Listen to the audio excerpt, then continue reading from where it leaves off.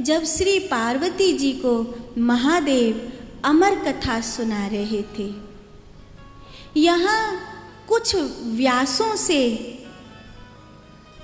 किंवदंती के रूप में मैंने एक कथा सुनी है, जिसमें मैं आपको उसमें कहे गए किंवदंती के झूठ को और सत्य को प्रतिपादित करूं। कहा जाता है, आपने भी सुना होगा, कहा जाता है कि श्री पार्वती जी, नारद जी ने पार्वती जी को भड़काया कि उनके गले में किसके मुंड हैं। पार्वती जी रूठ गईं और महादेव पार्वती जी को ये बताने के लिए कि इसमें तुम्हारे ही मुंड हैं, उनको लेकर अमर गुफा में गए।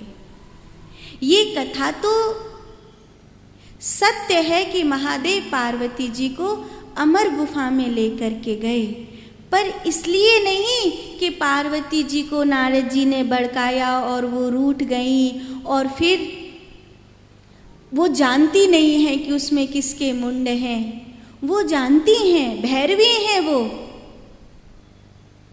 क्या नहीं जानती, वो जानती हैं। लेकिन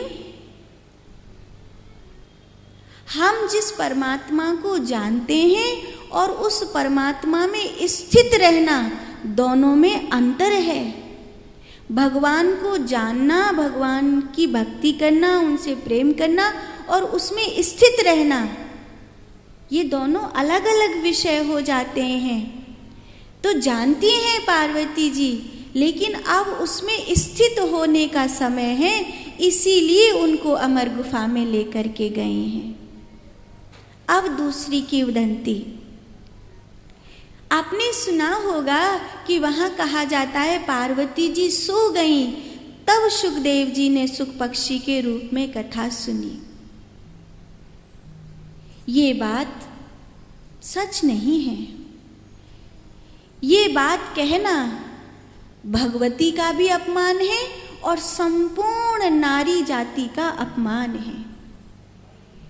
पीछे के गए हुए 1000 वर्षों में नारी का बहुत अपमान किया गया है, क्योंकि मुगलों की परंपरा भारत में हावी होने लगी थी। परिणाम ये हुआ कि उस परंपरा ने स्त्री का अपमान किया। उस स्त्री के अपमान के फलस्वरूप मैत्रेयी, गार्गी, अपाला, मदालसा, अकम्मा, मीरा, सहजो, सकुबाई, सबको भुला दिया गया, सबको भुला दिया गया। यहाँ तक कि शबरी को भी केवल और केवल वन में भगवान का इंतजार करने वाली एक बुढ़िया के रूप में दिखाया गया, जबकि शबरी का व्यक्तित्व इतना बड़ा था कि शबरी को स्वयं ढूंढते हुए भगवान राम आए हैं। शबरी ने वहाँ पर स्त्री जाति के लिए, कन्याओं के लिए जिस गुरुकुल की स्थापना करी थी, उस गुरुकुल की प्रशंसा भगवती गार्गी ने सीता जी से करी थी और सीता जी ने उसकी प्रशंसा राम जी से करी थी। सीता जी चाहती थी कि मैं कभी माँ शबरी से मिलूं, उनके गुरुकुल को देखूं। यही कारण है कि सीता जी के खो जाने के बाद राम जी सबरी को खोजते हुए पहुँचे कि हो ना हो उस गुरुकुल से मुझे सीता जी के कहीं होने का पता ज़रूर चलेगा। लेकिन बहुत सारे पोंगा पंडितों ने प्रैक्टिकल बातों को हटा दिया और वो अकबर बीरबल की कहानी कहते कहते वो भूल ही गए कि सत्य को सत्य की तरह प्रस्तुत करना है, सत्य को किंवदंती की तरह प्रस्तुत नहीं करना है। सत्य को कभी किंवदंती की तरह प्रस्तुत मत करो, सत्य को सत्य की तरह प्रस्तुत करो, यही आचार्यों का मत है। तो ये कहना कि पार्वती जी सो गईं, तब वहाँ सुख पक्षी ने कथा सुनी और फिर उसको सत्य साबित करना, ये जगदम्बा का भी अपमान है और संपूर्ण नारी जाति का अपमान है। ये संपूर्ण उन ब्रह्मज्ञानी स्त्रियों का अपमान है जो परम तत्व के लिए मार्ग पर हैं या मंजिल पर पहुंची हुई हैं। भगवती सोई नहीं है, भगवती ध्यान में है, भगवती समाधि में है। और शुक पक्षी ने इसलिए हुंकारा नहीं भरा है कि पार्वती जी का हुंकारा बंद हो गया। शुक पक्षी ने इसीलिए हुंकारा बंद किया है, आरंभ किया है कि मां को तो मिल गया, मुझे नहीं मिला। जो आप दे रहे हो, जिसे आप झोली में भर रहे हो, वो जो मां को प्राप्त हुआ है वो मुझे प्राप्त नहीं हुआ है। और चूंकि ये अंत तक उसे प्राप्त नहीं हुआ है, इसीलिए महादेव क्रोध करके त्रिशूल लेकर के भागे हैं।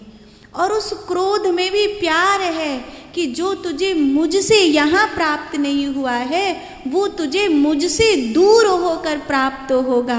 कई बार ऐसा होता है, गुरु के साथ गुरु का दिया हुआ ज्ञान नहीं मिलता, और जब गुरु से दूर हो जाते तब याद आती है, तब वो प्रकट होता है। बुद्ध जी के शिष्य आनंद को तब तक 40 वर्ष उसने बुद्ध जी की सेवा करी थी, उसे बोधि तत्व प्राप्त नहीं हुआ। बुद्ध जी के जाने के बाद वो जब 6 दिन रोया था, उस रुदन में उसे बोधि तत्व प्राप्त हुआ।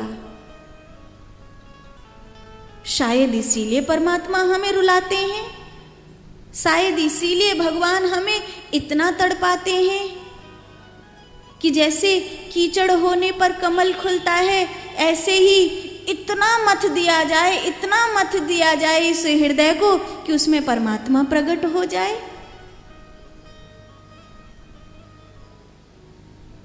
कई बार लोग हंसते हैं कि ये पागलों की तरह रो रहा है। तुम्हें नहीं पता, उसका रोना परमात्मा की कृपा है, क्योंकि वो तुम्हारे लिए नहीं रो रहा है, परमात्मा के लिए रो रहा है।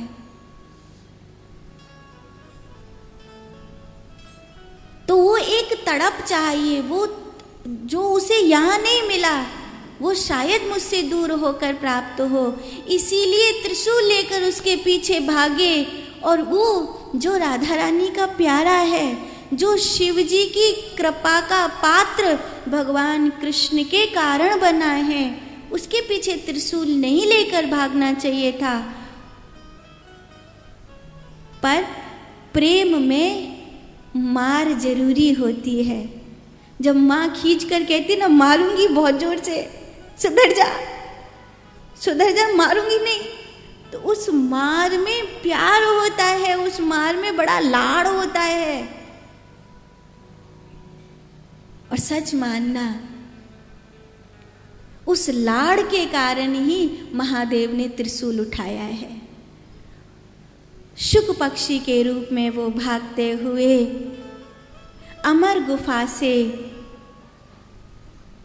बद्रिकाश्रम बादरायण वेदव्यास जी के पास तक पहुंचा पक्षी। और वहाँ माँ वीटिका देवी को उसी समय उबासी आई है। उस पक्षी के प्राण छूट गए और माँ वीटिका देवी के उबासी के साथ उनके मुख में होकर के वो चेतना प्रवेश करी। 12 वर्ष माँ के गर्भ में रहे, आना नहीं चाहते हैं। तब वेदव्यास जी ने बड़ी प्रार्थना करी, तो कहते माया मुझे घेर लेगी। मैं कह रहा हूँ माया नहीं घेरेगी, नहीं माया मुझे घेर लेगी। तो वेदव्यास जी ने फिर कहा, मैं कह रहा हूँ माया नहीं घेरेगी। तो सुखदेव जी गर्व से ही बोले, उसने आपको नहीं छोड़ा, आपके कहने से मुझे कैसे छोड़ेगी। तब आखिरकार महादेव को आकर कहना पड़ा, नारायण को आकर कहना पड़ा, माया तुम्हें नहीं घेरेगी। तब 12 वर्ष बाद श्री सुखदेव जी का जन्म हुआ। जन्म का नाम कलवाद रखा गया और बाद में सुख पक्षी के रूप में ये राधा रानी के प्यारे हैं, इसीलिए इनका नाम शुकदेव रखा गया है। वैसाख के महीने में कृष्ण पक्ष अमावस्या को आपका अवतार हुआ है। बोलिए सुखदेव भगवान की जय।